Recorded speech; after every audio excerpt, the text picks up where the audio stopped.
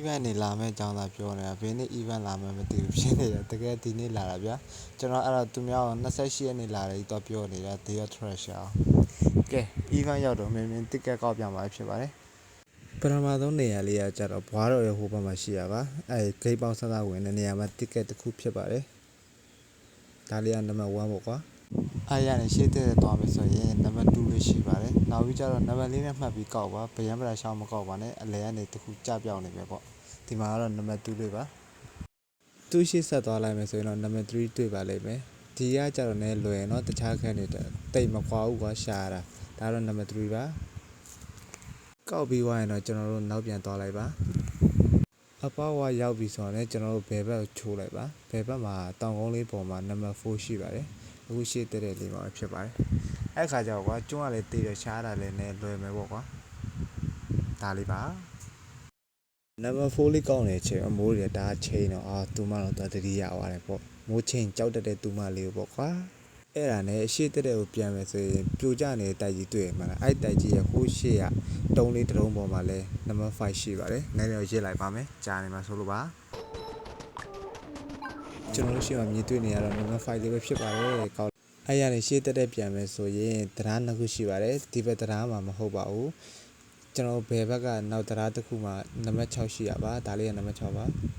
အားပြီးရင်ကျွန်တော်အပေါ်ဆက်တက်မယ်ဗျအတူမရှိသွားတဲ့လှေကားတော့မဟုတ်ဘူးဗျကျွန်တော်တစ်ကက်ရှိသွားတဲ့လှေကားလေးဖြစ်ပါတယ်အဲ့ခါကျကျွန်တော်ဖြက်လန်းနေပြန်လိုက်ပါခွတ်ဆိုပြီးတော့ဒီပေါ်လေးမှာကန်တဲ့ရှေ့တက်တဲ့မှာတော့နံပါတ်9လေးပဲဖြစ်ပါတယ်ခွန်လေးကိုကောက်ပြီးသွားဆိုရင်တော့ကျွန်တော်တို့ဘယ်ထက်ချိုးရပါမယ်တလန်းလုံးလည်းဘယ်တွေပဲချိုးနေရပါတယ်သူများတွေဖုန်းထဲမှာညာဘက်ဆိုရင်တော့ပြီးပါလေရောပေါ့ဘယ်ချိုးလိုက်မယ်ဆိုရင်အဲ့တောင်ကြားထဲမှာအပေါက်တစ်ပေါက်ရှိပါတယ်ဒီပေါက်လေးပါခုံချပြီးဆင်းလိုက်တာနဲ့ရှစ်ကိုတွေ့မှာဆိုတော့တာမှန်ပါပဲပေါ့အဲ့ဒါပြီးသွားရင်တော့ကျွန်တော်ညာဘက်ကိုရှိုးရမှာပဲဖြစ်ပါတယ်ဘယ်ဘက်မဟုတ်တော့ပဲညာတော့ဖြစ်သွားပါပြီညာဘက်ရှစ်တက်တဲ့လေးမှာတော့ကျွန်တော်လိုချင်တဲ့တစ်ကက်လေးတစ်ကက်ရှိပါတယ်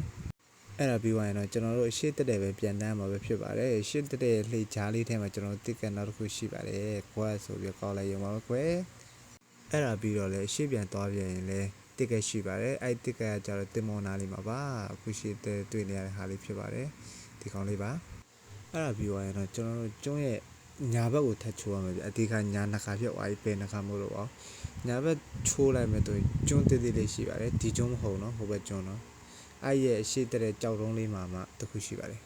အခုကတော့ရေကူးရမယ့်ခန်းလေးဖြစ်သွားပါပြီကျွန်တော်ရေငုံရင်ကြတော့ရေငုံတိုင်းဆက်ဆက်ပေါ်နေတဲ့ကြောက်တုံးသိရမလားကြောက်တုံးကြီးတွေအဲ့ကြားထဲမှာတော့တစ်ကက်တစ်ခုရှိပါတယ်ဒီကောင်ကကျတော့73လားမသိအဲ့ပြီးသွားရင်တော့ကျွန်တော်တို့ကဖောက်ပြန်သွားမှာမဟုတ်ဘဲနဲ့နောက်ပြန်သွားမှာဖြစ်ပါတယ်နောက်ပြန်သွားရှေ့တဲ့မှာလည်းတစ်ကက်နောက်တစ်ခုရှိပါတယ်အဲ့ခါဆိုရင်14ဖြစ်ပါပြီ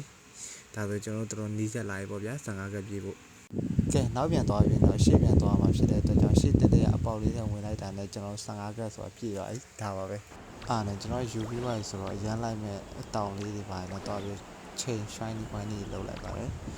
ဗီဒီယိုနောက်ဆုံးမှာတော့ကျွန်တော်တခုမှလည်းမလိုက်ပါဘူးဒါပါပဲကျေးဇူးများတင်ပါတယ်